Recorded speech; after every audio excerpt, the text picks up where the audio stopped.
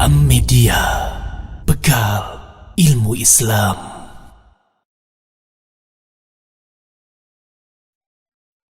Assalamualaikum warahmatullahi wabarakatuh. Innal hamdalillah nahmaduhu wa nasta'inuhu wa nastahdihi wa na'udzu billahi min shururi anfusina wa sayyiati a'malina. Man yahdihillahu fala mudilla lahu wa man yudlilhu fala hadiya lahu. Wa asyhadu an la ilaha illallah wahdahu la syarika lahu iqraran bihi wa tauhidah. Wa asyhadu anna Muhammadan abduhu wa rasuluhu la nabiyya ba'dah. Wa qala jalla fi ulah wa huwa asdaqul qailin, ya ayyuhalladzina amanu ittaqullaha haqqa tuqatih wa la tamutunna illa wa antum muslimun. Ya ayyuhan nasu taqu rabbakumul ladzi khalaqakum min nafsin wahidah wa khalaqa minha zawjaha wa batha minhuma rijalan katsiran wa nisaa'a wattaqullaha alladzi tasaaluna bihi wal arham innallaha kana 'alaikum raqibah.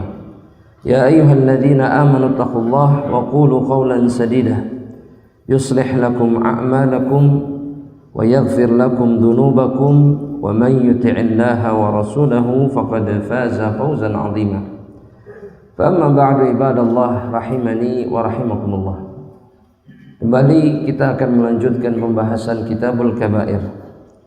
Masih dalam dosa besar yang ke-12, Ats-Tsaniyata Asyrah, bahwa sebagian zina, kata Al-Imam Adz-Dzahabi, itu lebih besar dosanya daripada sebagian yang lainnya.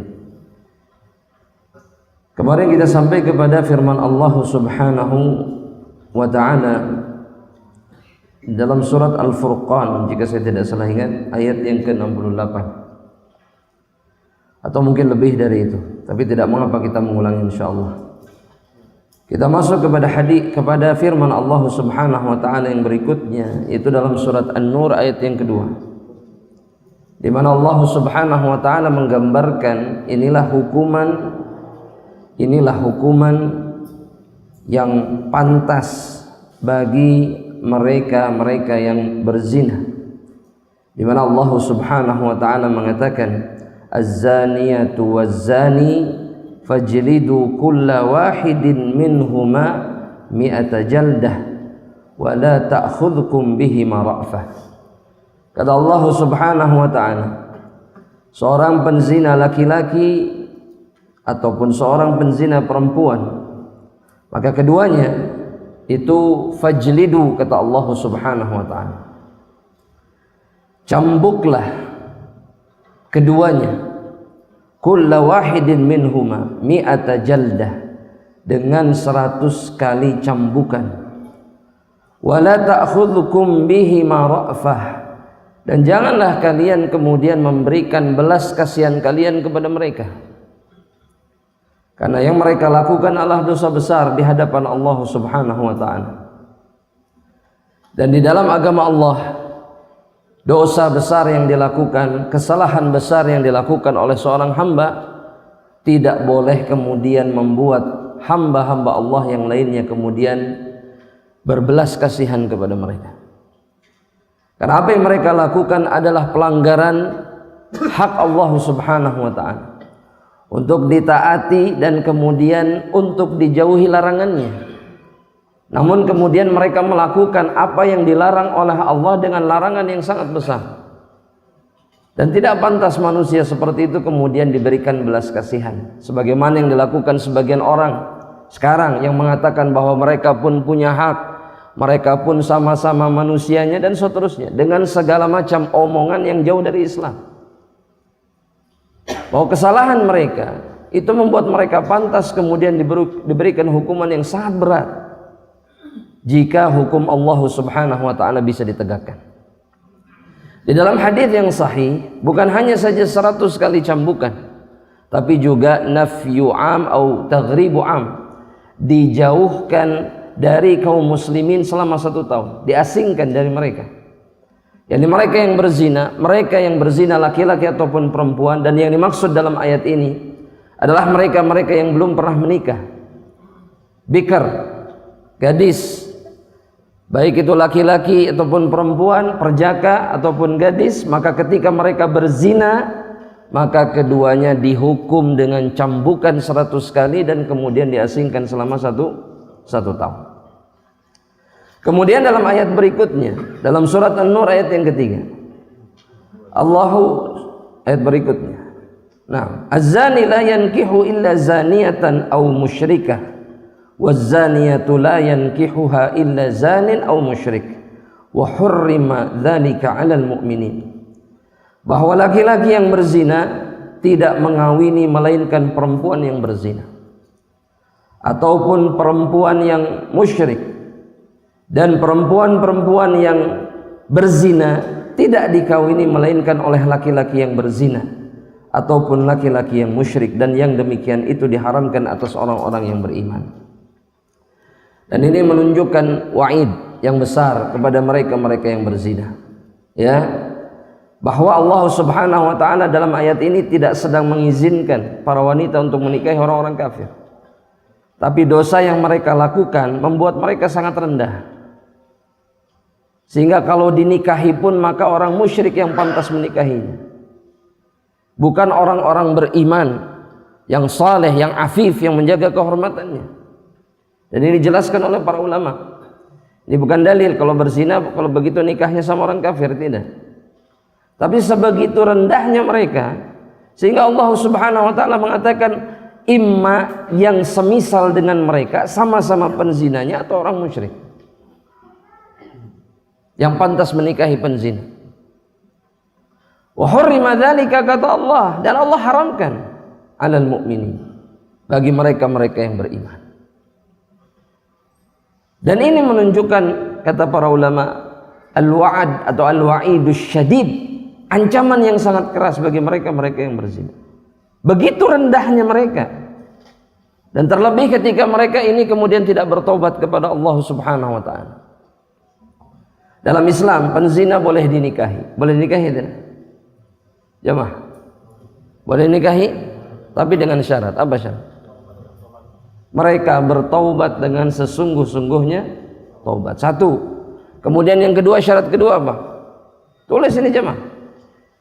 Yang pertama, bahwa mereka diizinkan untuk dinikahi jika yang pertama mereka bertaubat dengan sesungguh-sungguhnya taubat.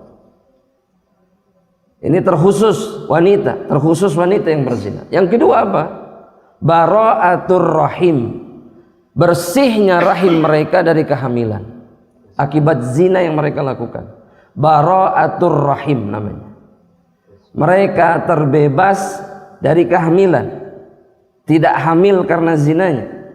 Maka di saat itu seorang laki-laki mukmin boleh menikahi seorang wanita yang pernah berzina. Nasallallahu salamatul afiyah.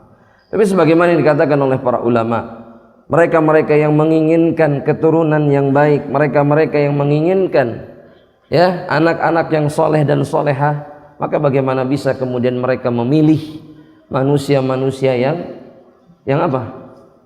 Yang apa aja, Pak? Yang pernah melakukan zina. Ini jamaah rahmatillah Allah tidak menafikan bahwa dosa mereka diampuni oleh Allah jika mereka bertobat. Tapi antum perhatikan.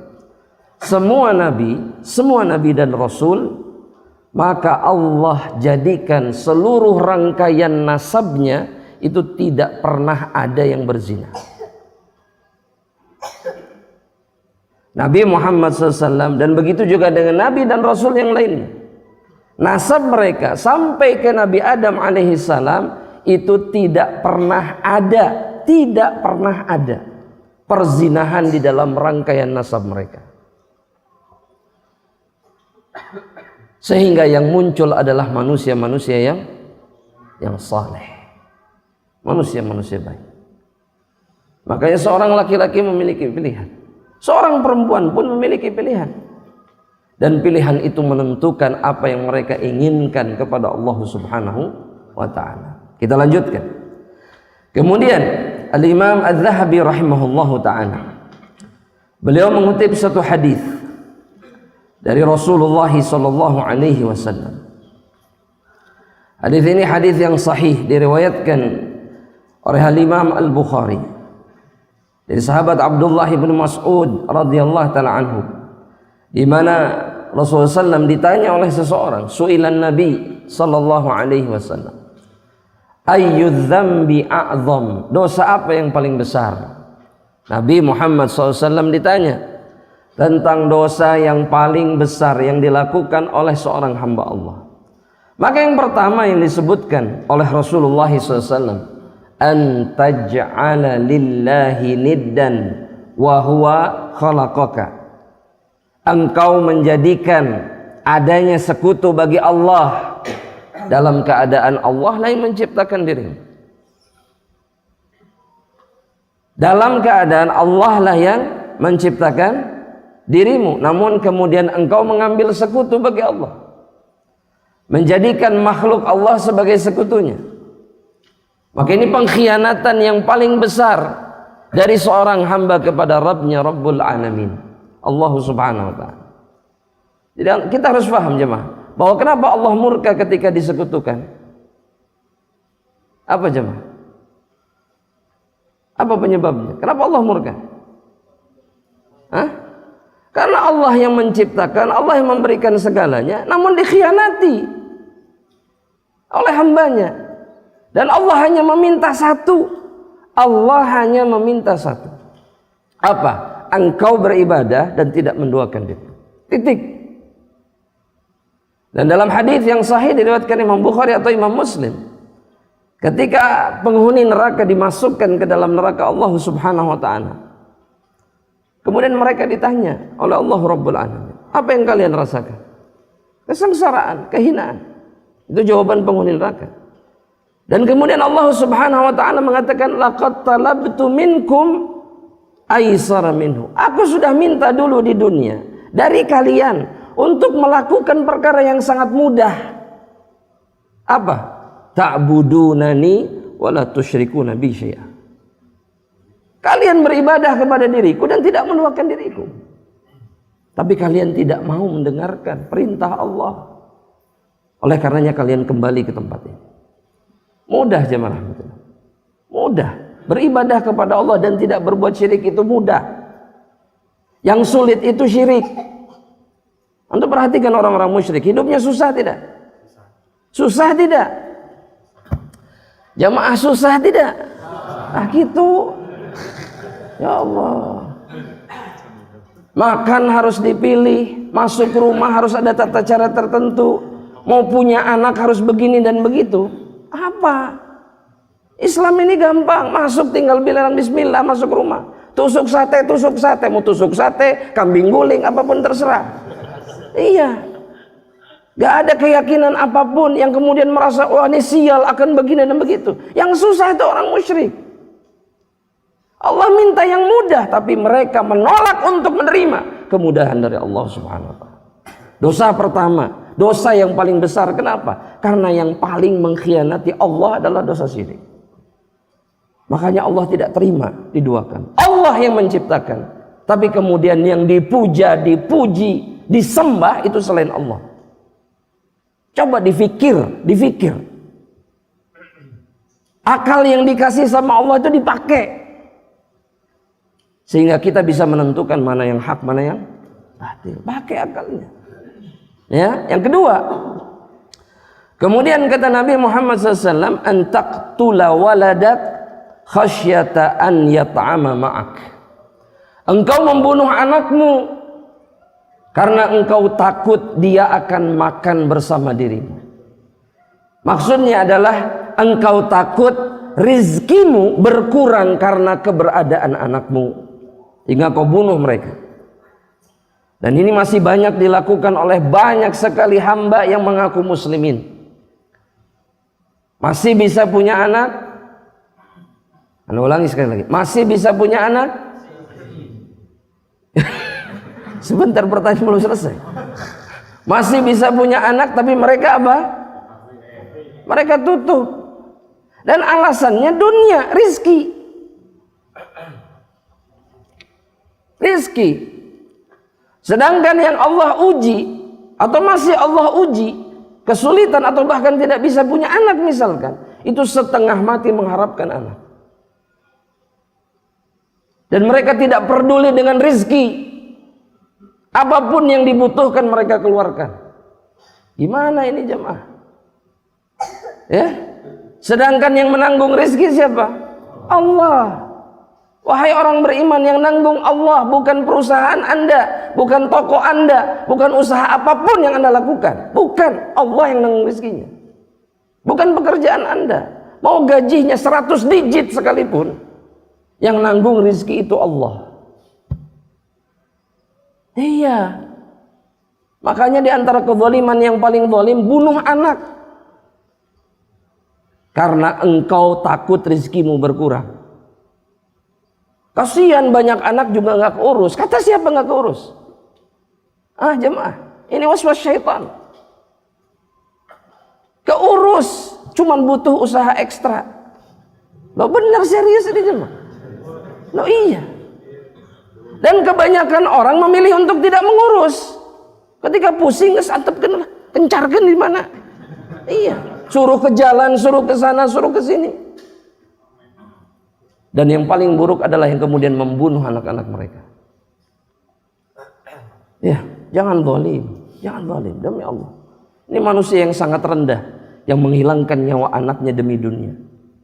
Hamil, aborsi, gugurkan. Ya, dan ini tanda mereka tidak beriman kepada Allah Subhanahu wa taala. Kemudian yang terakhir, dalam hadis ini disebutkan antazniya halilata jarika. Engkau menzinahi perempuan atau istri tetangga. Dan itu di antara dosa yang paling besar. Makanya jangan anggap canda, tawa, obrolan sekilas dengan tetangga perempuan itu perkara yang sepele. Ya, dengan balutan bahasa etika nggak enak, takut dianggap gak sopan, maka bercanda tawa, ketawa ketiwi, ya sapa, saling sapa, sapa sini, sapa situ, betul nggak? Padahal semua itu hanya akan menjadi wasilah di antara wasilah syaitan menjerumuskan semuanya ke dalam zina. Dan itu yang terjadi. Dari tahun kapan itu terjadi jamaah rahmatillah Allah? Dari puluhan tahun yang lalu itu terjadi, dan semua itu karena seseorang tidak menjaga dirinya. Gak sadar betapa menzinahi tetangga itu, istri tetangga itu dosa yang paling besar di antara dosa yang paling besar. Bahkan Nabi Muhammad SAW di dalam hadis sahih riwayat Al-Imam Al-Bukhari dalam kitabnya Al-Adabul Mufrad, kata Nabi Muhammad SAW, li an yazniya ar-rajul bi asharati niswatin aisara alaihi min an yazniya imra'ata jari.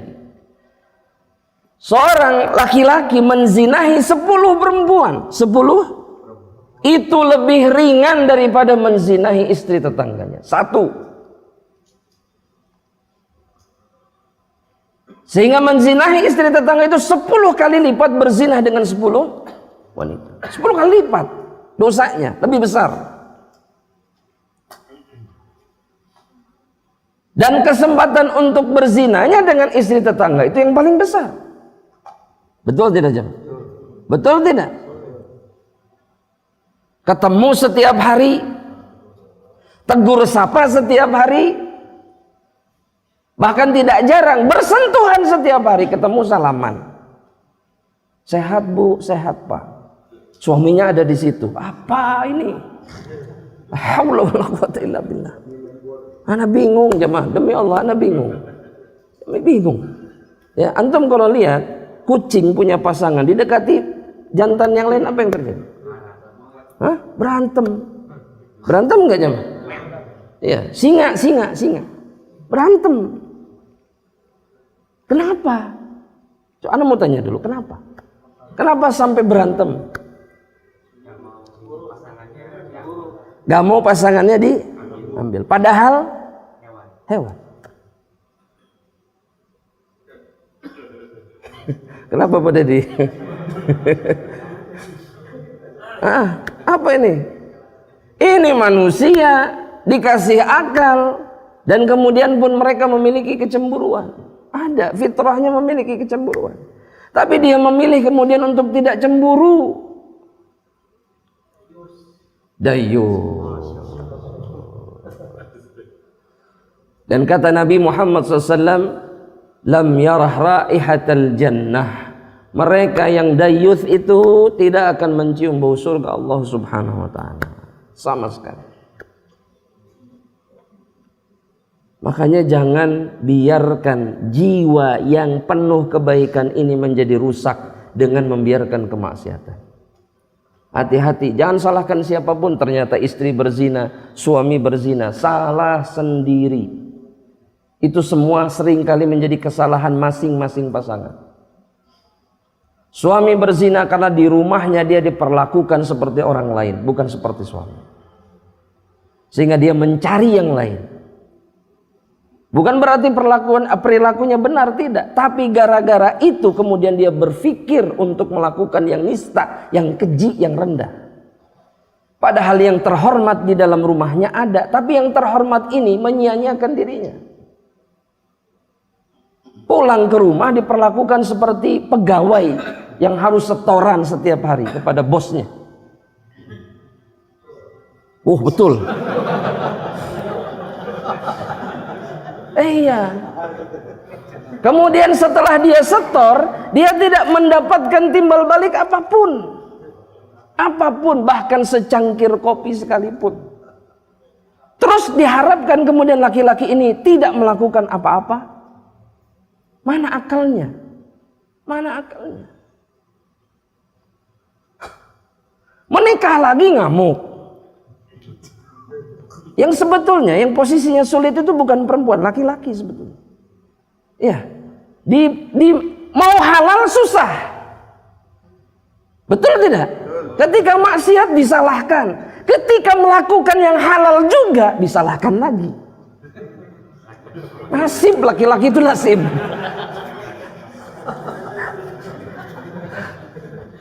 Nasib.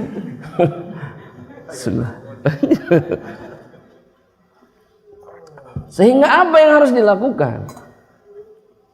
Maka hati-hati. Jangan salahkan siapapun. Pernah terjadi seorang wanita mengadukan tentang suaminya. Suaminya berzina, maksiat di tempat lain, padahal penyebab utamanya adalah dia sang istri ketika suaminya pindah kerja, diajak dia nggak mau. Sudah berzina disalahkan. Kemana Anda dulu ketika diajak? Kenapa tidak mau? Alasannya anak-anak sekolah, bayangkan coba. Mana yang lebih baik? Anak-anak tidak sekolah atau sekolahnya kacau karena pindah tempat, dibandingkan suaminya berzina. Mana yang lebih baik? Coba pikirkan, coba pikirkan. Sehingga seringkali zina itu terjadi karena memang siapa? Kita sendiri, bukan istri saja. Laki-laki juga sama. Laki-laki juga sama. Dia tidak memenuhi kebutuhan istrinya. Sebagaimana laki-laki memiliki kebutuhan, mereka pun memiliki kebutuhan. Jangan berpikir bahwa istri itu hanya butuh tas, sepatu, terus apa lagi? Gamis. Bukan itu yang mereka perlukan. Bukan itu. Mereka pun punya kebutuhan karena mereka diciptakan sama seperti laki-laki. Makanya disuruh menikah. Supaya dua-duanya suci, terjaga kehormatannya dan imannya. Makanya kalau sudah menikah, perhatikan jemaah, jangan sibuk dengan aktivitas masing-masing. Yang kerja, hidupnya jangan kerja terus. Yang ibu-ibu juga sama, tong pengajian terus.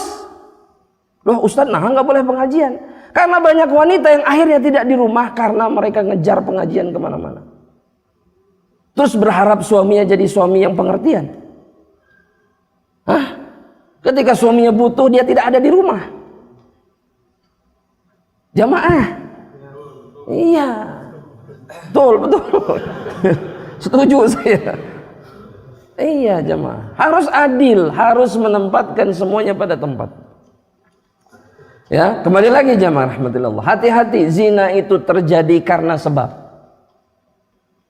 Zina itu terjadi karena sebab. Makanya jemaah rahmatillah Allah, kita sebutkan bahwa di dalam syariat ini Allah Subhanahu wa taala itu mencegah perkara-perkara yang bisa menggiring seseorang kemudian masuk ke dalam zina. Seperti yang pertama misalkan, karena semuanya terjadi karena sebab, makanya dihalangi sama Allah Subhanahu wa taala. Yang pertama, sebab yang paling umum yang membuat seseorang kemudian berzina itu adalah itlaqul basar. Melepaskan pandangan mata secara liar begitu saja tanpa ditahan. Makanya dalam Islam nggak boleh mandang sesukanya. Kalau lihat yang haram nggak boleh dipandang terus, nggak boleh haram. Ya, mau secara langsung, mau dari HP, mau dimanapun, tidak boleh dibiarkan. Melihat itu tidak boleh dibiarkan begitu saja. Ya, dan ini pintu masuk yang paling berbahaya. Ini kalau kata para ulama, sahmun min sihami syaitan. Pandangan mata itu panahnya setan.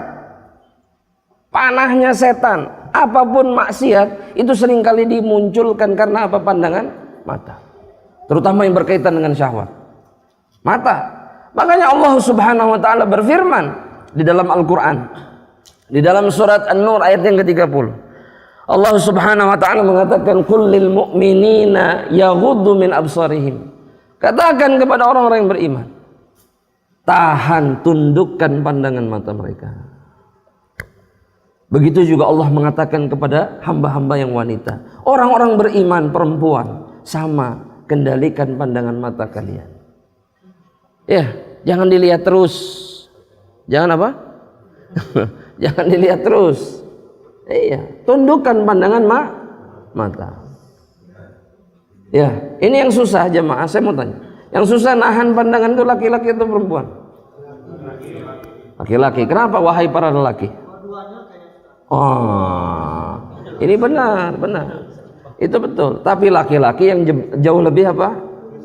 Iya, lebih besar. Kenapa? Karena pandangan mereka ketika melihat wanita itu jadi fitnah yang jauh lebih besar bagi dirinya dibandingkan wanita melihat laki-laki.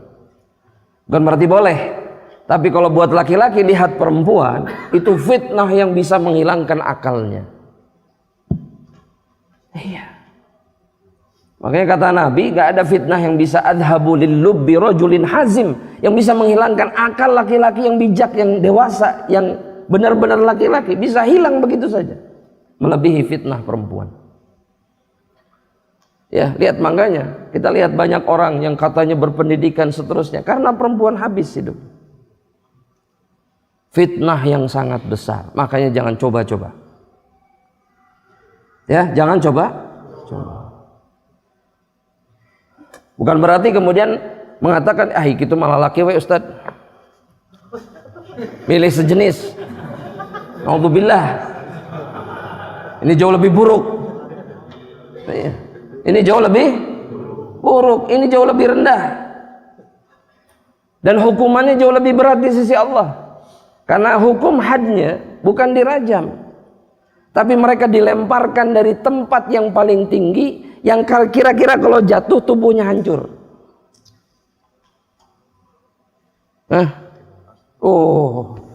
Berat. Pernah seorang ulama mengatakan, kenapa seperti itu? Kenapa harus dari tempat yang tinggi, yang tubuhnya hancur? Karena ketika mereka bermaksiat, kata para ulama, maka kenikmatan yang mereka rasakan itu sekujur tubuh mereka. Itu sebabnya kenapa mereka susah lepas dari perbuatan ini. Makanya hukumannya pun al-jaza min jinsil amal. Semua bagian tubuhnya harus merasakan hukuman. Hancur. Harus hancur. Ya, makanya hati-hati jemaah rahmatillah Allah Subhanahu wa taala.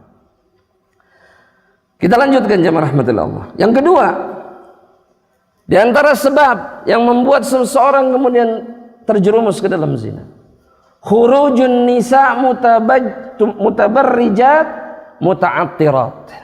Keluarnya perempuan dari rumah mereka dalam keadaan berdandan, cantik, indah, dan kemudian harum dengan aroma minyak wanginya. Itu di antara penyebab juga. Makanya dibatasi di dalam Islam. Perempuan boleh dandan tidak? Boleh. Boleh? Boleh. Untuk siapa? Untuk suaminya. Karena sebaik-baiknya perempuan itu adalah yang jika dipandang suaminya senang. Tulis itu bapak-bapak. Bawa ke rumah. Yo, Neng, faidah kajian. Oh, ada di belakang, ikut juga. Oh ya sudah. Ya, tapi kan nggak semuanya ikut. Bawa ke rumah. Yang jika dipandang nggak mungkin menyenangkan jika tidak terlihat indah. Nggak mungkin. Makanya kata para ulama, ini isyarat bahwa perempuan di rumah mereka untuk suami mereka wajib kemudian berada dalam keadaan yang terbaik. Itu diantara tanda wanita terbaik, wanita ahlul jannah. Iya. Dan ini diantara pencegah terjadinya zina. Karena suami menjumpai apa yang dia harapkan, apa yang dia inginkan. Ya, kalau kemudian ada bahasa laki-laki mah yang dipikir itu saja, dia diciptakan seperti itu oleh Allah Subhanahu wa taala. Terus yang mau disalahkan siapa? Anda mau tanya. Siapa yang mau disalahkan? Laki-lakinya atau Allah? Allah tidak mungkin kita salahkan. Begitu juga dengan laki-lakinya. Kita salahkan dia jika dia memilih jalan yang haram. Tapi jika tidak, memang dia diciptakan seperti itu. Dan itu yang harus difahami oleh perempuan. Makanya jangan bermudah-mudahan. Ya, perempuan, laki-laki harus ngerti dong. Kita ini perempuan wajib dijaga. Jangan kemudian membuka kesempatan. Gak bisa. Hanya salah satu yang memberikan pemahaman. Gak bisa. Dua-duanya harus paham bahwa mereka tidak boleh melakukan yang tidak boleh dilakukan oleh seorang laki-laki dan perempuan. Jangan buka pintu untuk kemaksiatan. Jangan. Ya, makanya perempuan keluar rumah itu jangan kalau di rumah dandan. Anda mau tanya, ini sebelum azan. Kalau ke kajian dandan jangan. Siapa yang bilang boleh? Kenapa boleh, Pak? Perempuan ini mah. Oh, karena bareng sama suami, betul. Tapi dandan di rumahnya sama enggak? Ini masalah. Harusnya dandan di rumah keluar itu sekedarnya saja, jangan jadi fitnah. Ini bulu mata dipakai, apalagi yang dipakai? Wah, semuanya dipakai pokoknya. Sampai seperti boneka. Sampai seperti manekin yang di toko itu wajahnya. Kalau di rumah wajahnya seperti apa? Oh, istighfar semuanya, astagfirullahaladzim. Di rumah mah, aduh Ustaz. Ya sudahlah. Ya pasrah saja. Maka ini yang kemudian menjadi penyebab kenapa banyak laki-laki yang kemudian berzina. Kita dengarkan adzan, kita lanjutkan insyaallah setelah salat. Alhamdulillah, wassalatu wassalamu ala Rasulillah fa Ahibati fillah. Allah Jalla Jalaluh berfirman kepada para muslimat, para wanita di dalam surat Al-Ahzab ayat yang ke-33. Allah Subhanahu wa taala mengatakan, wa qarna fi buyutikun. Diamlah kalian di rumah-rumah kalian. Dan ini hukum asalnya. Ini hukum asal. Seorang wanita itu melazimi rumahnya. Dan itu yang dimaksud dengan waqarna, perintah Allah Subhanahu wa taala. Diam, lazimi rumahmu. Kecuali ada kebutuhan, ada perkara yang membuatmu harus keluar-keluar. Tapi waqarna fi buyutikun. Kalaupun engkau kemudian keluar, maka kata Allah, wala tabarrujna tabarrujal jahiliyatil ula. Jangan berhias dengan cara berhiasnya orang-orang jahiliyah. Yakni ketika mereka keluar rumah, mereka terlihat sangat cantik di luar rumah dan sangat harum, aromanya sangat harum. Begitulah orang-orang jahiliyah, wanita-wanitanya keluar dari rumah mereka. Sehingga Nabi Muhammad SAW itu memperingatkan kaum wanita. Dalam sebuah hadis Rasulullah SAW mengatakan, fa ayyuma imra'atin kharajat min baitiha au ista'tarat thumma kharajat min baitiha, dia menggunakan parfum, keluar dari rumahnya, liyajida rihaha, agar baunya dicium oleh laki-laki lain. Ya, coba saya mau tanya, pakai parfum, perempuan kalau pakai parfum tujuannya untuk apa? Apakah hanya menghilangkan bau badannya, atau ada tujuan lain? Kalau kemudian dia memakainya dengan aroma yang bisa tercium, maka kemungkinannya adalah agar dicium oleh orang lain. Disebut apa? Wangi.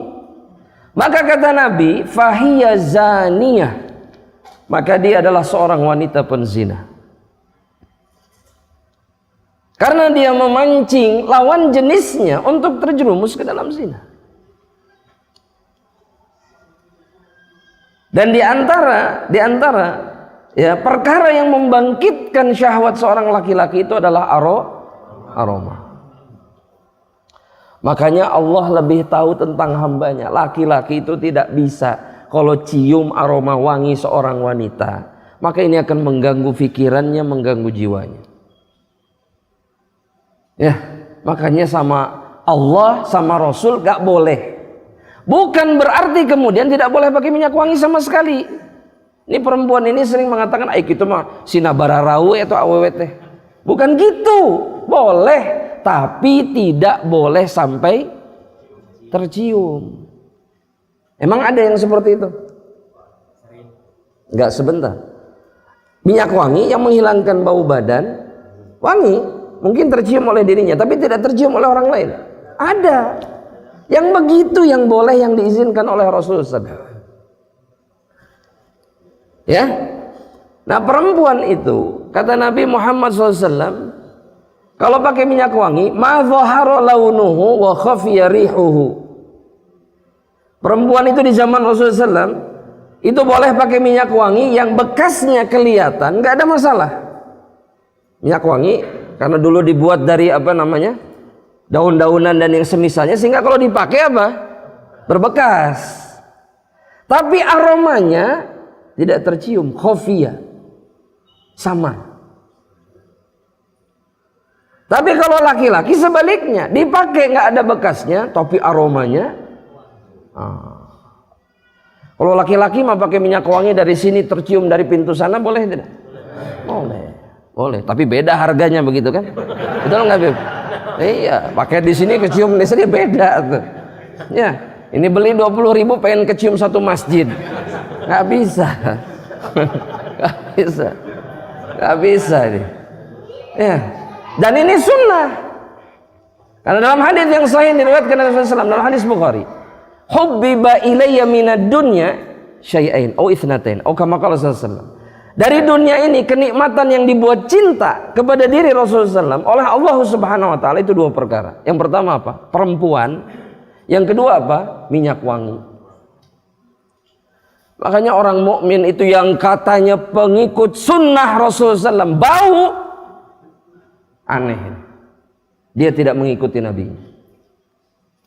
Karena minyak wangi itu adalah perkara yang paling dicintai Rasulullah SAW dari kenikmatan dunia. Selain perempuan. Nah, laki-laki suka perempuan normal, menunjukkan bahwa dia laki-laki. Yang tidak boleh adalah dia memilih jalan yang haram. Itu bukan laki-laki. Jadi mukmin itu suka perempuan, tapi dia memilih jalan yang halal, bertanggung jawab, tidak mau berzina. Itu laki-laki. Ya, jamaah. Jadi kalau laki-laki suka perempuan, ini laki-laki bukan? Normal tidak? Boleh tidak? Harus. Kalau nggak suka perempuan, aneh. Anak nggak suka perempuan. Antum harus takut ketemu semua orang seperti itu. Iya, kesukaannya bisa jadi aneh nih. Ya. Meskipun kata para ulama, di antara Syekh Muhammad bin Shalih Al-Utsaimin beliau mengatakan, minar rijal man dha'ufat syahwatuhu. Ada memang di antara laki-laki yang syahwatnya tidak terlalu kuat. Ada. Tapi kemudian yang benar, yang mukmin sejati, kemudian dia tidak bermaksiat. Khalas. Ya, makanya ketika berbicara tentang para ulama yang tidak nikah, sekarang kan kalau sekarang jamaah di pengajian itu belum nikah atau mungkin nggak nikah itu dicibir, betul nggak? Semestinya tidak boleh seperti itu, tapi diberikan uzur. Ya, itu dulu yang pertama. Seperti para ulama memberikan uzur kepada para ulama yang tidak menikah. Kenapa?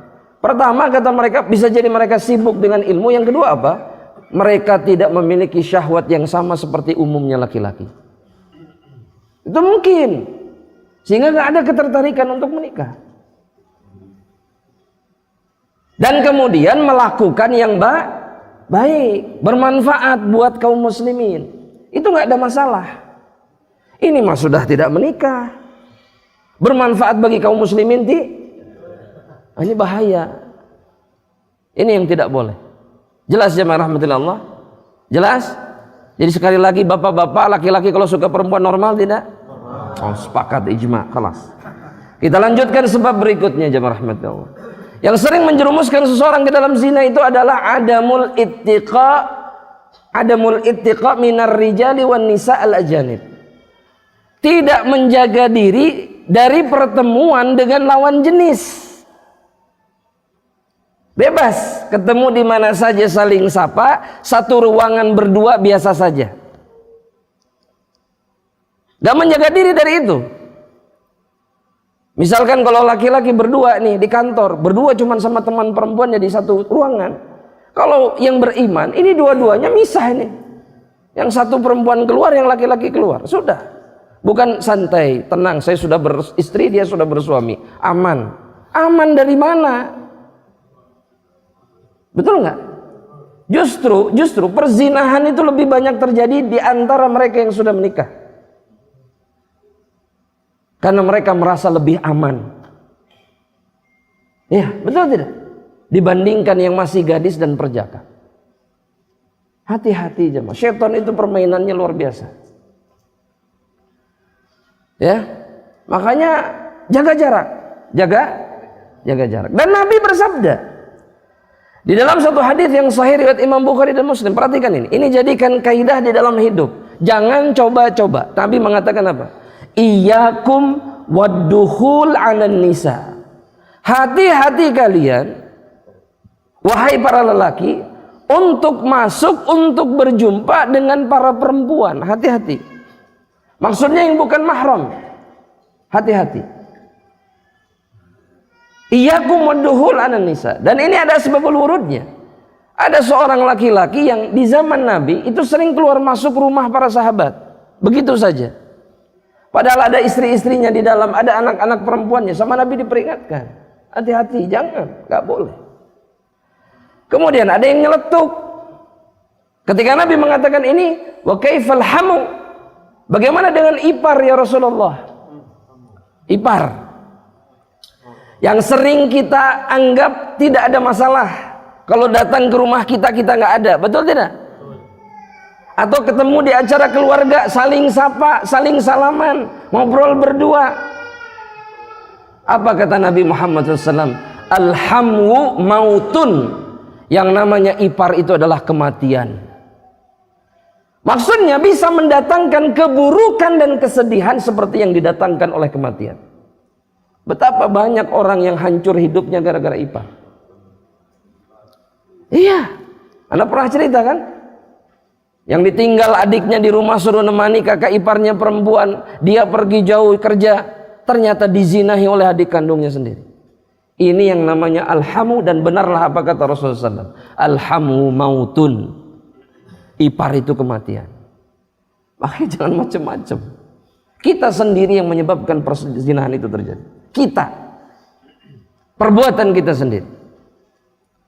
Dan nggak enak, nggak usah. Nanti dianggapnya gimana, nggak sopan, nggak. Mana yang lebih baik disebut tidak sopan atau istri kita dizinahi?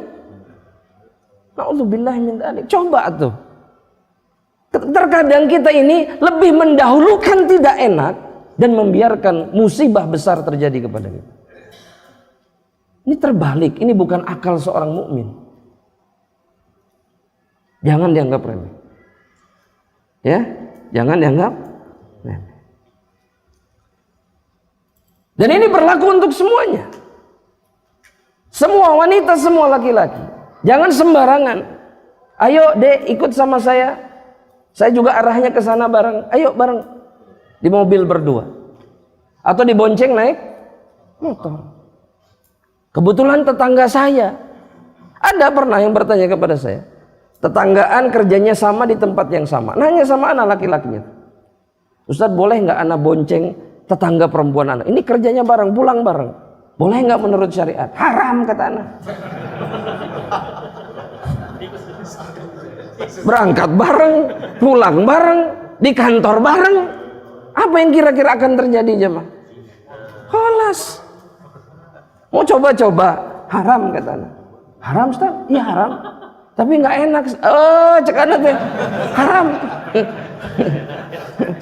Itu penyakit yang nggak enak. Ya, hati-hati. Kemudian yang berikutnya jemaah rahmatullah. Di antara penyebab zina apa? Pemuda dan pemudi tidak boleh menikah di masa remaja mereka. Itu penyebab zina yang sangat besar. Pemuda dan pemudi tidak boleh menikah. Dan biasanya yang menghalangi mereka untuk menikah siapa? Orang tua. Jadi jangan salahkan siapapun jika anak mereka kemudian memilih untuk berzina. Kita harus jujur jemaah, bahwa masa muda kita, masa pemuda dan pemudi remaja, itu masa puncak syahwat. Betul tidak? Sudah. Semua puncak itu ada di masa itu. Naik umur berkurang. 20 tahun ke atas berkurang, masuk 30 lebih berkurang lagi, 40 ke atas berkurang lagi. Tapi di masa itu masa yang paling berbahaya. Ketika anak datang kepada ayahnya, "Pak, saya pengen nikah." "Enggak, kamu masih kecil, apa kamu ini? Ya, sekolah dulu, cari makan dulu." Betul nggak? Ngalamin ini nggak? Betul. Betul. Tapi alhamdulillahnya antum selamat. Tapi nggak semua orang selamat kayak antum. Kemudian nggak memilih untuk berzina. Banyak orang itu kesempatan ada dan berulang-ulang terjadi sehingga dia berpikir untuk melakukannya. Iya, godaan terus menerus. Sana tertarik, ini tertarik, berjumpa setiap hari, pulang bareng, main bareng. Diperburuk kemudian dengan kenyataan bahwa ada sebagian orang tua yang memaksa anak perempuannya untuk mencari pacar dan kemudian di rumah mereka. Kalau mau pacaran di rumah aja sampai akhirnya mereka berzina. Iya, ada anak datang ke rumah anak satu orang. Apa coba? "Saya zina Ustaz." "Kenapa?" kata anak zina. "Setiap saya ke rumah pacar saya, orang tuanya pergi. Nak, di sini aja, nak, nggak usah kemana-mana." Demi Allah, anak tuh gregetan sama orang tua seperti ini. Demi Allah, anak bingung. Mana kehormatan mereka? Bisanya mereka menyerahkan anak perempuan mereka. Kehormatannya semurah itu. Astagfirullahaladzim. Apa ini? Gak usah bicara iman. Ini manusia apa? Anak gadisnya diserahkan begitu saja. Iya. Bukannya dinikahkan, tapi apa? Dibiarkan berzina. Nauzubillah min dzalik. Ya. Makanya punya anak perempuan, punya anak laki-laki, datang minta nikah, apa kira-kira solusinya? Kalau kita lihat dia belum sanggup, berikan nasihat sebagaimana nasihat Rasulullah SAW. Apa? Banyak puasa. Ayo. Sini, Abi temani. Umi temani, ayo banyak puasa. Kendalikan dulu syahwat. Sampai kamu siap. Berikan kekuatan hatinya, bukan begini. Enggak, masih kecil kamu. Masih kecil. Sampai umur 40 dianggaplah masih kecil. Udah kecil. Ya, gandeng kamu mah ngajari mamah sama papa aja sok tahu kamu. Ini anak udah 45 tahun. Jamaah. Hei. Jangan anggap anak kita anak kecil. Ya. Dan ini terjadi baru saja. Istri anak yang cerita. Ada satu orang yang sering menangani kelainan pada anak-anak, kelainan mohon maaf seksual pada anak-anak. Ini kasus terbaru yang dia dapatkan. Itu anak kelas 2 atau 3 SD, mohon maaf, itu melakukan hubungan badan berjamaah. Ini wakil di Indonesia. Jangan nutup mata, jangan nutup telinga. Ini yang terjadi jamaah. Jangan menganggap semuanya baik-baik saja seperti zaman dulu. Enggak. Ada kehancuran yang besar jamaah. Dan semua itu karena orang tua tidak memperhatikan kehidupan anak-anaknya. Sibuk dengan kerja, dengan ini, dengan itu. Anaknya rusak, mereka nggak tahu. Ya, hati-hati. Hati-hati. Nikahkan mereka. Jemaah. Sehingga pada ringung gitu. Betul jemaah, ini wakil. Dan solusi terbaik itu sudah ditunjukkan sama Allah. Menikahlah. Nikah. Dan orang tua harus siap dengan keadaan itu. Anaknya akan menjadi dewasa dan pasti syahwatnya meningkat. Dan untuk menjaga syahwatnya terjaga adalah pernikahan. Harus dirubah. Harus dirubah. Ada salah seorang guru kita, mungkin pernah ke Pasar Baru juga mungkin kayaknya. Saya lupa lagi. Itu menikahkan anaknya umur 15 tahun. Anak perempuannya dinikahkan 15 tahun dengan laki-laki yang 15 tahun lebih tua dari dia. Sampai sekarang anaknya banyak. Selamat nggak? Selamat. Binasa tidak hidupnya? Tidak. Sang anak perempuan juga bisa melanjutkan pendidikannya, yang laki-laki juga sama. Beres, hidup dunianya berjalan seperti biasa, nggak ada masalah. Ketika seseorang yakin dengan pertolongan Allah, itu yang terjadi. Ya, lebih baik mana? Menikah atau berzina? Menikah. Menikah. Menikah. Iya, menikah. Jangan ragu untuk mengambil keputusan itu. Menikah. Tentunya dengan persiapan, betul. Tapi jangan berlebihan. Ya, wallahu ta'ala a'lam bishawab. Kemudian yang berikutnya, penyebab berikutnya. Apa coba jamaah? Alat musik. Dalam beberapa asar, ya, dalam beberapa asar sejarah disebutkan oleh Imam Ibnu Katsir, penyebab zina pertama kali itu diawali dengan alat musik. Iya, berpesta, joget bersama, kemudian minum khamar, zina. Itu sejarah awalnya. Sehingga banyak ulama yang mengatakan al-ghina itu bariduz zina. Nyanyian yang dilantuni dengan alat musik itu adalah pengantar perzinahan. Perhatikan, lihat aja. Ya, orang yang menikmati menggandrungi musik itu dekat dengan zina. Dekat dengan zina. Ya. Dan kemudian dicari-cari alasan. Oh, ini hukumnya khilaf dan segala macam. Ya Allah, itu dampaknya jelas. Dampaknya jelas. Kalaulah tidak ada dalil jamaah, coba lihat dampaknya dong. Lihat aja dampaknya. Perkara itu baik atau bukan? Kan terlihat dari hasilnya. Betul tidak? Seperti merokok. Gak ada dalilnya merokok haram. Misalkan, lihat dampaknya. Batuk-batuk, kanker paru-paru, kanker tenggorokan, kanker usus. Jadi baik ini.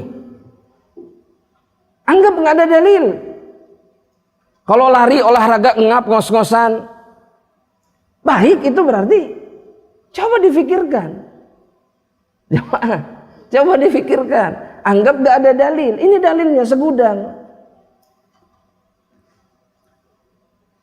Makanya betul Islam ini jamaah rahmatillah untuk manusia-manusia yang menggunakan akalnya. Yang sehat akalnya. Itu bisa menerima Islam. Dengan baik. Kata Allah apa? Di qaumin yaqilun. Untuk kaum Islam ini, untuk kaum yang berakal. Yang menggunakan akalnya. Ya. Jemaah. Jelas? Jelas jemaah? Berarti boleh mendengarkan alat musik? Kenapa? Haram. Masya Allah. Ya, haram. Kenapa haram? Karena dia haramkan oleh Allah dan Rasulnya, dan kemudian apa? Dia membuat seseorang melakukan keburukan yang lain. Alas, cukup jemaah, cukup. Sibukkan hidup kita dengan lantunan Al-Quran, buang jauh-jauh yang namanya alat musik dan nyanyian. Allah Ta'ala alam. Ini yang bisa saya sampaikan insyaallah dalam perjumpaan di malam hari ini. Sisa waktunya silahkan. Jika ada pertanyaan, falyatafaddal mashkura. 1, 2, 3, 4. 4 dulu, silahkan. Fadhal antum. Ya. Waalaikumsalam warahmatullahi wabarakatuh.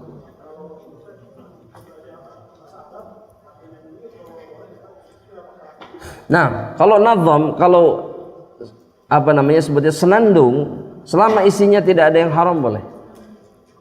Yang paling diharamkan itu alat musik. Dan ghina itu yang dimaksud adalah nyanyian yang dilantuni alat musik. Ya, dan isinya kemudian berisi perkara-perkara yang haram.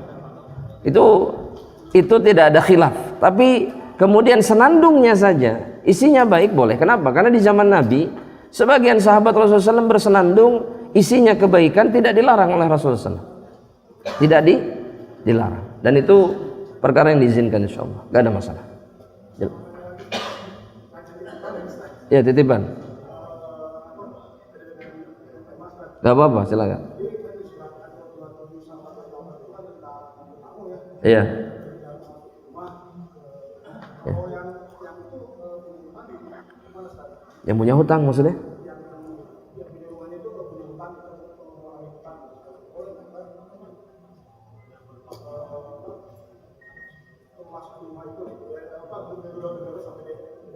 Oh, sampai dia keluar.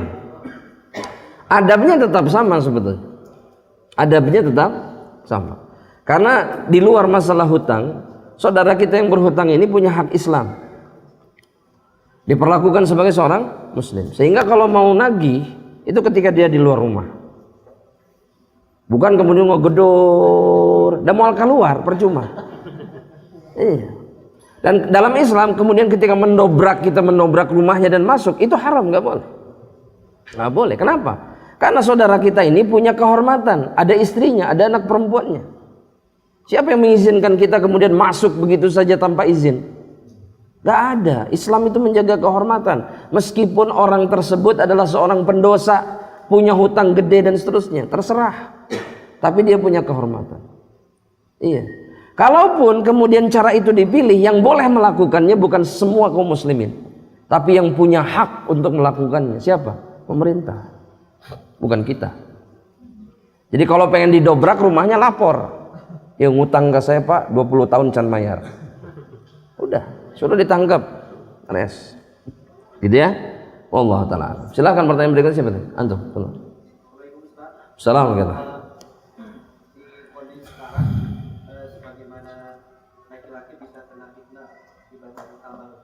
Iya. Yang ada fenomena bahwa perempuan pun bisa terfitnah dengan tanda petik barangkali harusnya laki-laki dalam kewangian macam yang cinta tampanannya barangkali. Nah, adakah kaidah yang diatur oleh Rasulullah berarti yang mengatur perkara itu dalam diri kita? Iya. Hukum asalnya berdandan rapih dan memakai wangian itu hukumnya jaiz untuk laki-laki. Bahkan sebagian ulama mengatakan sunnah. Beda urusannya kemudian ketika dandanan dan semuanya jadi fitnah dan dirasakan menjadi fitnah, itu masalah lain. Ketika itu terjadi, seorang laki-laki harus menahan dirinya. Paham? Jadi kalau dia merasa, nah hanya perempuannya ngeliatin anak terus misalkan, ada yang salah ini, gitu. Dan itu bukan berarti wah ganteng berarti saya, bukan begitu. Dia harusnya takut. Kenapa? Jangan sampai saya jadi fitnah untuk wanita. Maka dia harus apa? Harus mengendalikan dirinya, ya, menahan interaksi atau merubah gaya pakaiannya dan seterusnya sehingga tidak terlalu menjadi fitnah. Ini terjadi di zaman Umar bin Khattab. Ada satu orang laki-laki yang menjadi fitnah untuk semua perempuan di kota Madinah. Saking apa? Tampannya. Dan yang ngadu siapa? Suami-suami mereka. Ke Umar, ya Amirul Mukminin, istri kita ngobrolin si fulan semuanya. Umar panggil. Pas dilihat, begitu luar biasa ketampanan. Dan Umar memahami bahwa ini berbahaya. Maka apa yang dilakukan oleh Umar? Umar perintahkan agar rambutnya dicukur habis. Rambutnya dicukur habis. Pakaiannya diganti. Dan kemudian diasingkan selama 1 tahun. Disuruh pindah ke kota yang lain. Demi apa? Demi keselamatan orang banyak. Iya, itu yang harus dilakukan. Makanya kalau laki-laki sadar bahwa dandanannya dia ini akan memikat banyak perempuan, tahan dirinya. Jangan lakukan. Karena kalau dia melakukannya dengan sadar, apalagi dengan tujuan itu, dia berdosa. Itu adalah perbuatan maksiat dan dosa. Iya, karena dia merusak banyak wanita. Terlebih wanita di zaman sekarang tidak sedikit yang apa? Yang memang mereka itu mengikuti syahwatnya. Bahkan lebih, mohon maaf, lebih kuat syahwatnya kadang-kadang daripada laki-laki. Jadi mereka yang ngejar. Betul tidak? Mereka yang mendekat, mereka yang berusaha, mereka yang begini dan begitu. Makanya harus hati-hati. Jangan kegeeran, betul. Wah, berarti saya teh kasep itu, banyak perempuan yang datang ke saya. Enggak. Ya, ini musibah. Ini musibah. Betapa banyak kita saksikan laki-laki tampan yang akhirnya kemudian dia hanya menjadi seorang penzina. Banyak. Ketampanan itu bisa jadi bukan anugerah, tapi musibah bagi seseorang. Ya, wallahu ta'ala alam bishawab. Mudah-mudahan jelas insyaallah ya. Silakan antum. Tadi antum mengangkat tangan? Siap, wallah. Maaf Ustaz, mau nanya, kalau misalnya di Indonesia kan paling sering tuh ada pamer badan, itu top badan dan bawah, itu bisa mengandung Apa? Pamer badan. Ya maksudnya ya itu Ustaz, kayak siaran TV yang kayak pamer badan itu yang fashion Ya, bisa apa? bisa, itu bisa mengundang zina nggak? Oh iya, jelas itu. Itu namanya tabarruj. Dan itu diantara wasilah perzinahan, jelas. Ya, maka hukumnya tidak boleh. Hah? Nggak boleh. Justru melihat-lihat saja yang menjadi penyebab. Iya. Kucruk-kucruk laki-laki ganteng, kasep. Yang laki-laki bisa tertarik sama dia, bukan hanya yang perempuan. Oh iya. Apalagi kadang-kadang mereka memang sengaja menyingkap auratnya. Kan diantara penyebab kenapa kemudian penyimpangan atau apapun perzinahan itu terjadi apa? Karena terlalu sering melihat aurat. Itu yang membangkitkan syahwat mereka. Bahkan aurat sesama jenis gak boleh. Itu dicegah, diharamkan supaya apa? Supaya tidak ada ketertarikan sesama jenis. Tapi tetap dilakukan. Yang ini terjadi. Sekarang yang terjadi itu seperti ini. Ya, di kolam renang, dimanapun sama. Gak boleh meskipun sama jenisnya. Allah mengharamkan, Rasul mengharamkan SAW. Maka mau sampai kapan kita menganggap ini biasa saja? Padahal dampak kerusakannya sudah jelas-jelas terjadi. Islam itu melarang karena yang dilarang itu berbahaya. Hati-hati ya. Wallahu ta'ala alam bishawab. Jelas benar-benar insyaallah, enggak boleh ya. Nah, silakan. Siapa lagi tadi satu orang? Antum. Silakan. Waalaikumsalam. Bang Ridal. Tadi hukumannya bagi pezina yang belum nikah itu satu kali hanya sisa 1 tahun. Mungkin kalau yang sudah keluarga salah jam. Iya. Ya, pertanyaan saya Pak Ustaz, bagaimana kalau seorang sudah zina tapi belum dicambuk atau dirajam, apakah Dosanya diampuni? Nah, dosanya bisa diampuni dengan taubat nasuha kepada Allah Subhanahu wa taala. Iya, taubat saja. Sama seperti kisah seorang yang membunuh 100 orang, kenapa diampuni oleh Allah kemudian ketika dia diwafatkan? Karena dia bertaubat. Keinginan yang bertaubat itu adalah taubatan nasuha, ikhlas karena Allah Subhanahu wa taala. Padahal dia tidak dihukum, tidak ditegakkan hukum had kepada dirinya, tapi karena taubatnya, nyawa 100 itu yang dia hilangkan diampuni semua. Begitu juga dengan zina.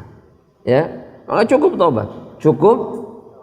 Dan tidak ada kemestian ngaku anak berzina. Kalaupun hukum Islam itu dijalankan, nggak ada kemestian, nggak ada perintah sama sekali.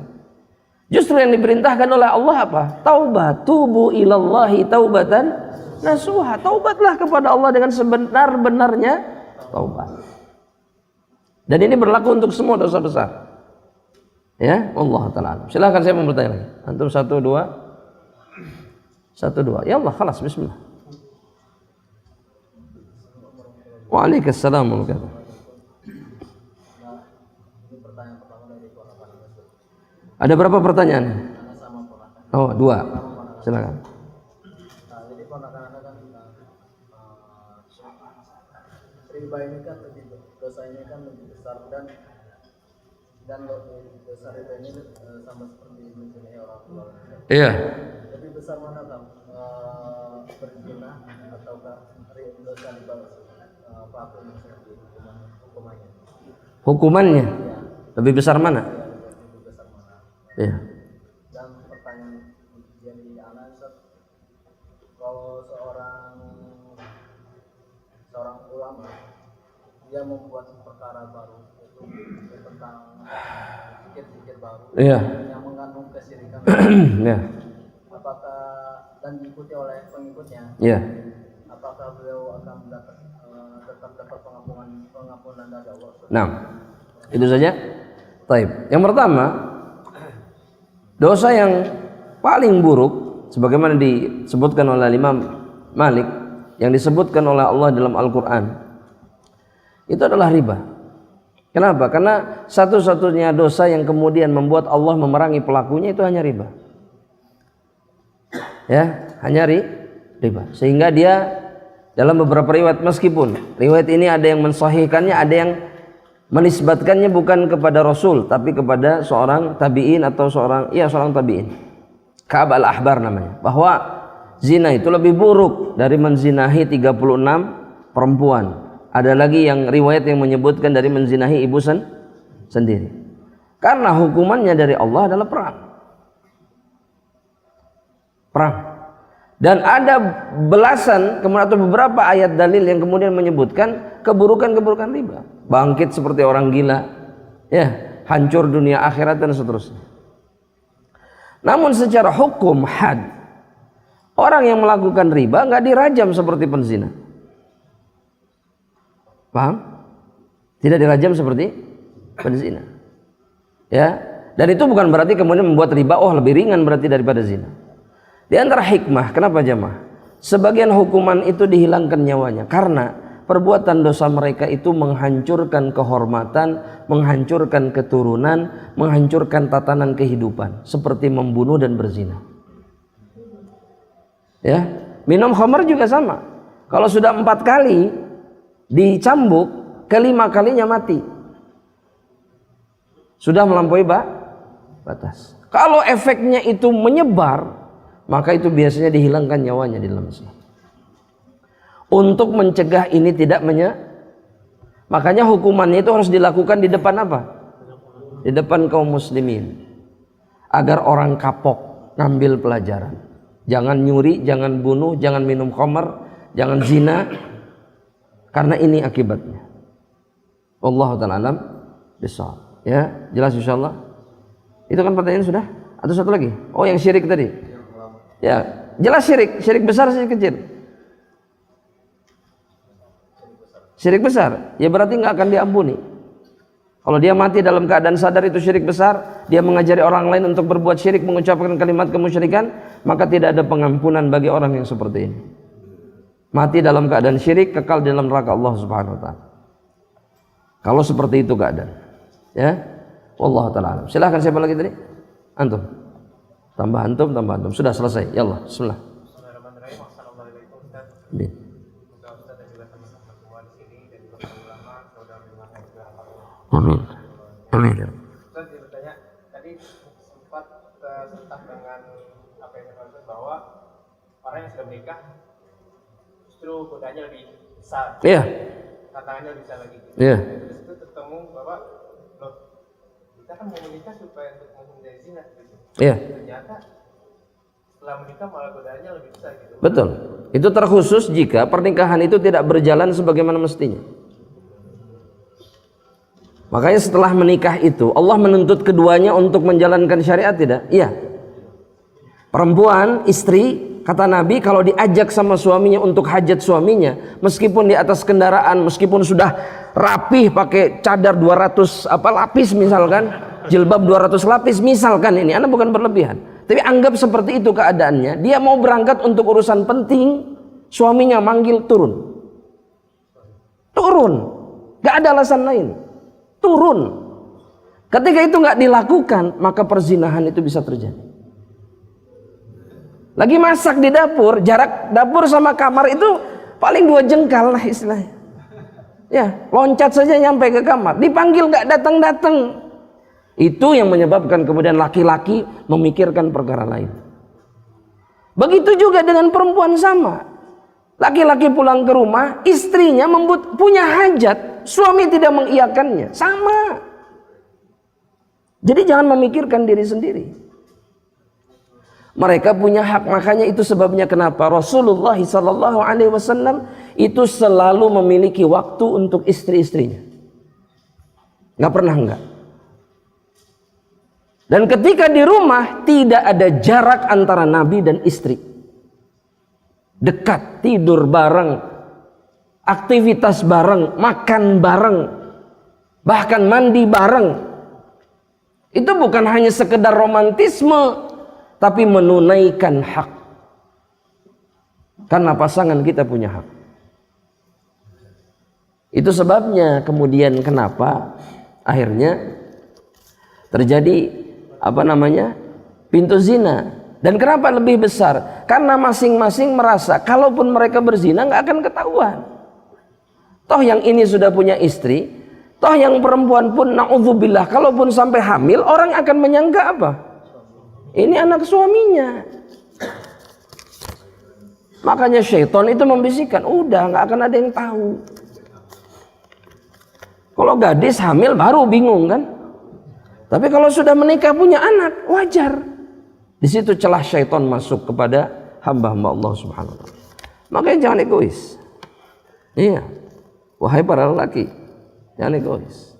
Karena istri-istri antum itu membutuhkan, punya hak. Ya, dan hati-hati jemaah. Ada laki-laki yang memang mengincar perempuan-perempuan bersuami. Iya, ada. Ada, bahkan di pengajian. Ada. Iya serius. Serius. Qadarullah, anak sampai yang begini-begini sama. Dan anak memperingatkan, hati-hati. Karena syaitan itu wujudnya bisa apa saja. Ya, antum kalau berpikir syaitan itu wujudnya seperti preman, enggak. Kadang-kadang seperti malaikat. Betul enggak? Hati-hati. Hati-hati. Anak ngasih peringatan sama antum, hati-hati. Ya. Siapa lagi tadi yang bertanya? Fadhal, antum. Waalaikumsalam kata.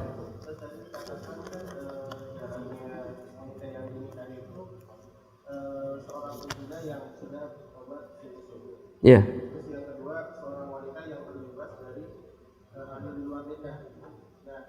Nah, seandainya si wanita itu sudah hamil di luar nikah, Iya. terus tobat dengan sungguh-sungguh, apakah masih boleh? Itu baik kita tahu atau kita nggak tahu? Masih apa?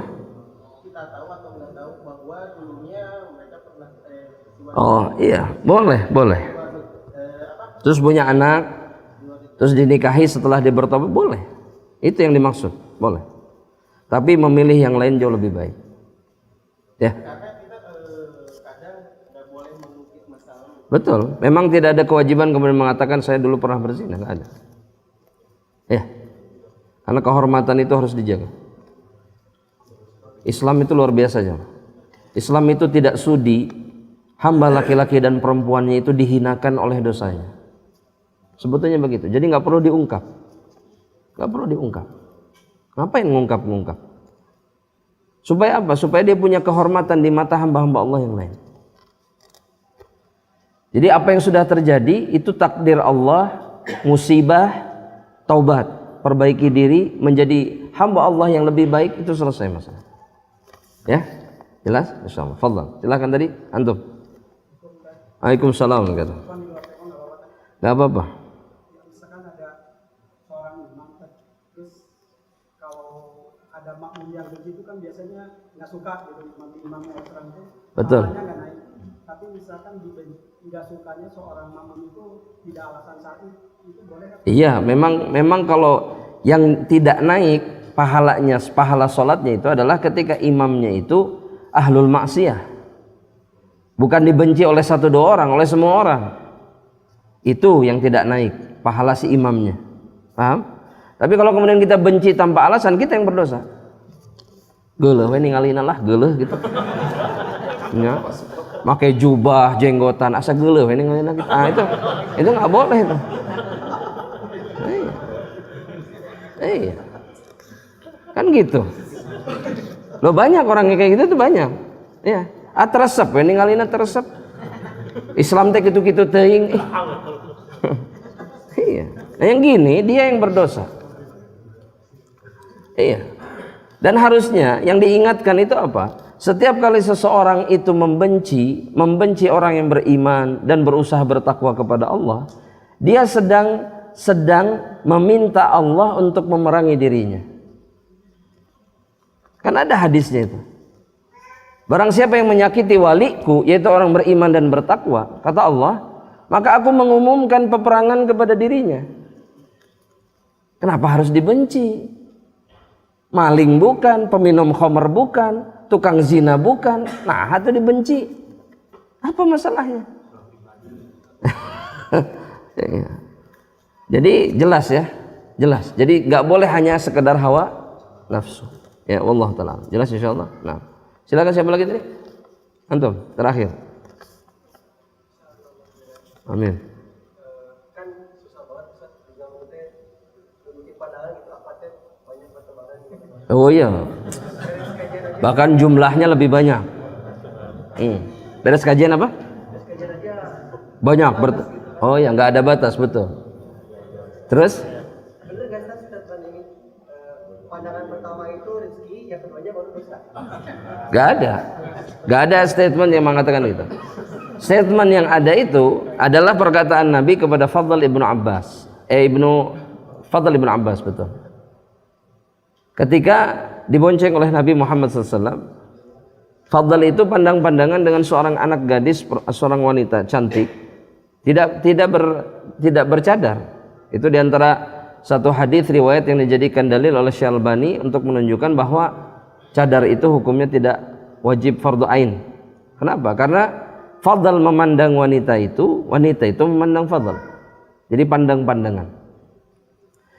Nabi ada di situ. Nabi ada di depannya Fadl bin Abbas. Ketika itu terjadi, apakah Nabi langsung haram? Langsung kan enggak.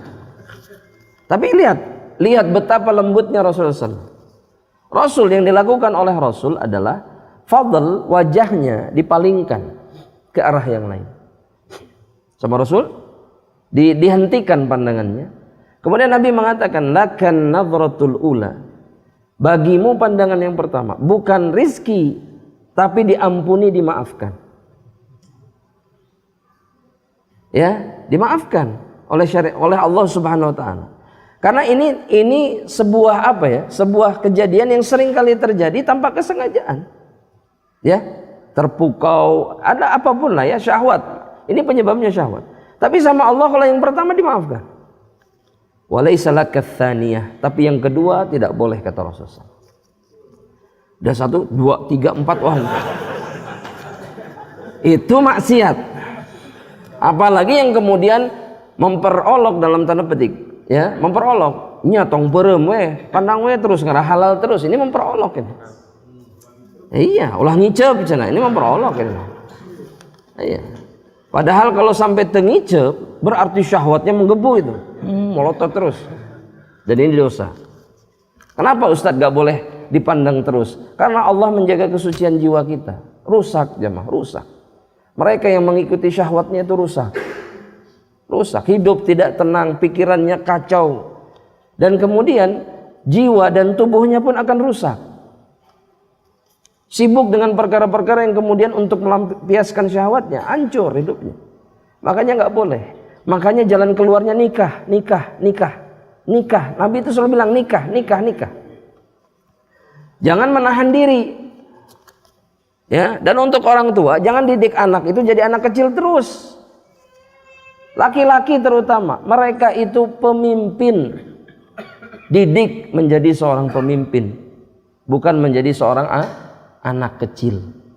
Didik jadi pemimpin. Ya, bukan dibiarkan begitu saja main, hayo main.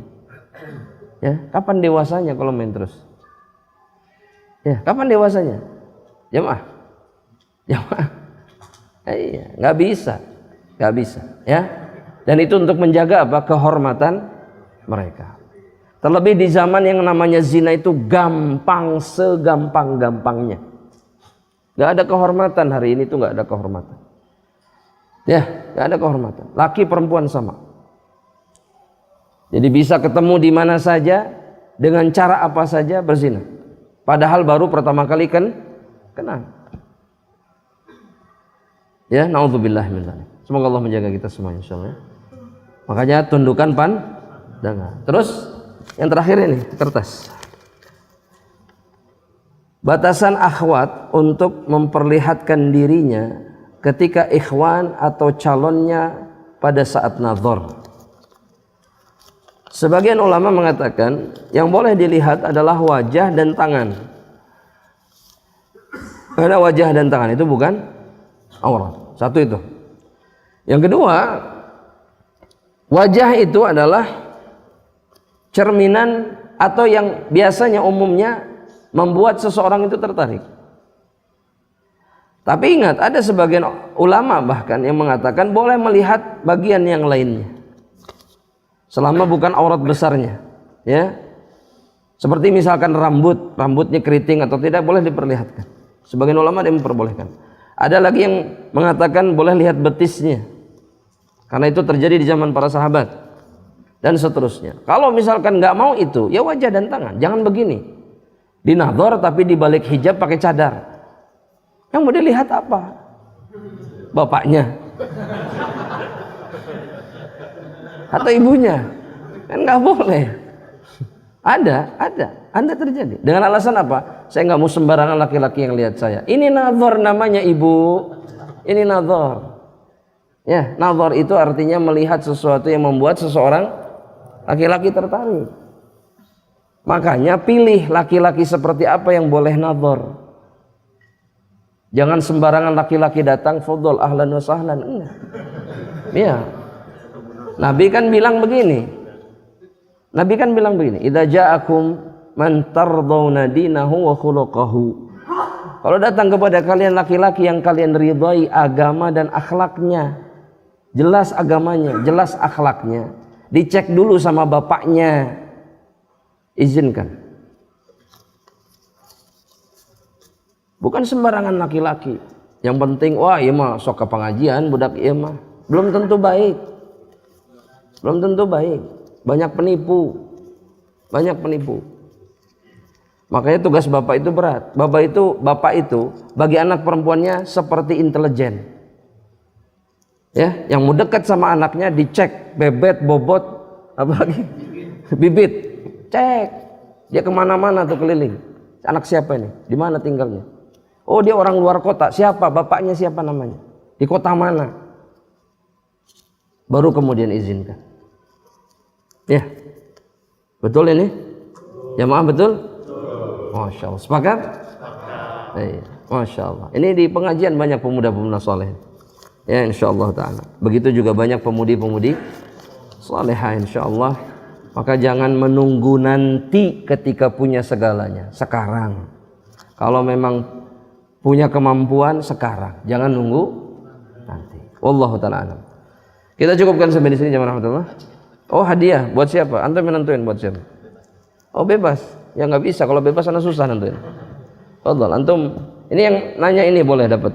Ya. Kertas tadi ya. Terus tadi yang siapa lagi? Kalau ditanya mau hadiah semuanya mau. Oh, antum dapat hadiah katanya. Direkomendasikan untuk dapat hadiah.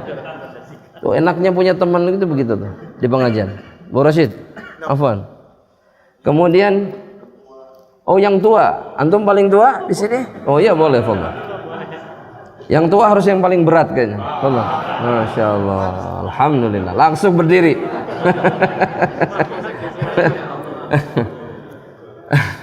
Antum mau?